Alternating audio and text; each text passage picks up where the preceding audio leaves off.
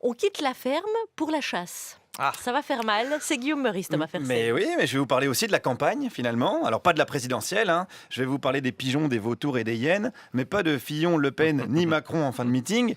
Je vais vous parler des vrais animaux, parce qu'en ce moment même a lieu donc le fameux Salon de la chasse à Mantes-la-Jolie. Salon international, attention, ça rigole pas. Évidemment, je m'y suis rendu avec ce besoin de comprendre qu'est-ce qui peut bien plaire à un être humain dans le fait de dérouiller des animaux. Quelles sont donc les joies de la chasse? Ouais, dans une nuit tous ensemble, on pète, on se sent les pieds, tout ça. Et il y a un bonding qui se fait. Un quoi? Bonding. Qu'est-ce que Mais c'est? bonding, une union.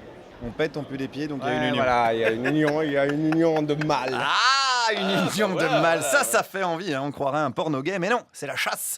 Hein, laissez tomber, vous pouvez pas comprendre, hein, Mélanie et Charline. Vous pétez et vous puez les pieds, mais chacune dans votre coin, ça n'a rien à voir.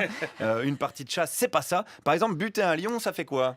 De voir un super animal qui est sur son terrain et que c'est le roi là-bas et qu'on arrive à l'achever finalement, on a de la peine, mais en même temps, on a quand même réussi quelque chose et on a la chair de poule. Ouais. Mais vous avez quand même de la peine?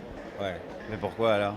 Parce que c'est le roi dans son domaine. Ah oui, d'accord, mais bon, vous avez un fusil quand même. Donc, Oui, mais lui, c'est pour ça. On a tué quelqu'un qui est le roi dans son domaine et on l'a tué. Mais- Vous comprenez ce que je dis ou non? Non, absolument pas.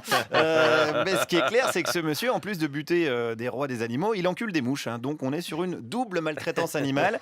Continuons notre visite du salon avec un organisateur de chasse à l'ours. L'ours se chasse sur Mirador. Sur Ah oui. Mirador, les ours sont tapatés, vous voyez. Et sur Mirador, Et alors ils appâtent l'ours avec ils appâtent l'ours avec du miel.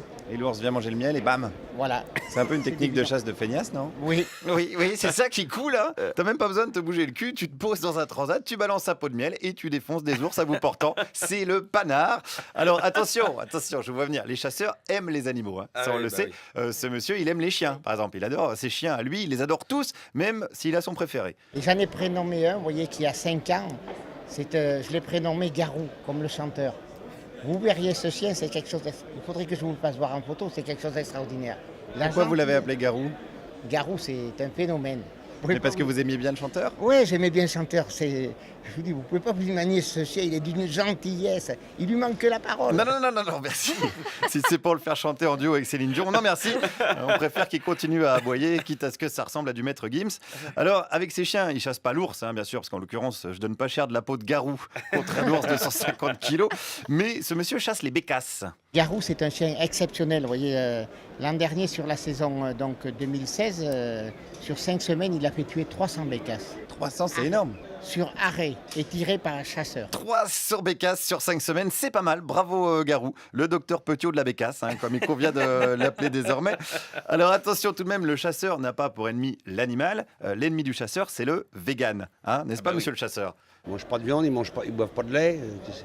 Ils vont aux toilettes, ils prennent quoi? Du papier de verre? Ah non, il y a du papier, on prend pas. Ça a été fait dans... Le papier, c'est pas un animal.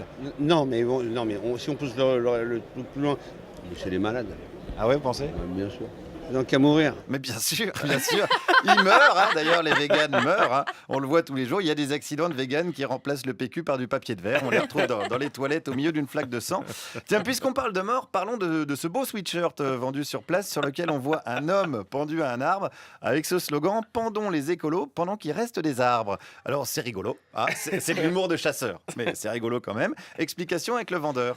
C'est un petit peu un message de ras-le-bol vu ce que les écolos nous font subir à nous les chasseurs. Mais je croyais que les chasseurs étaient écolos, moi. Oui, eux, Ah oui, mais alors vous êtes pour votre propre pendaison? non, pas du tout. Bah du coup, si. Non, le terme écolo, c'est vraiment pour celui qui se dit écolo. Si vous venez de me dire que vous étiez écolo, Ah attention. oui, on en est, mais Ah bah voilà. on ne porte pas le nom. Ah oui, voilà, on le sait, le chasseur est un écolo caché derrière un gros calibre, un 4x4 et un cubide rouge. Il aime la nature, hein, le chasseur. Bon, alors comme un pédophile aime les enfants, disons qu'il aime à sa manière. Mais attendez, qui sommes-nous pour juger? C'est ainsi que nous sommes en mesure de conclure avec cette citation qui pourrait bien être la devise des chasseurs du monde entier. La nature est plus forte que tout, jusqu'à une certaine limite, faut pas exagérer. Voilà, c'est vrai que la nature, avec une balle dans le museau, elle fait moins sa maline quand même. Tout comme l'être humain quand il aura fini de tout saccager et qui comprendra que le blaireau, c'est pas forcément celui qu'on croit. Et comme disait Frédéric Dard, la chasse au con est un safari sans espoir. C'est vrai, c'est beau. Merci Guillaume Meurice. Vous êtes revenu sain et sauf, ça nous fait bien plaisir.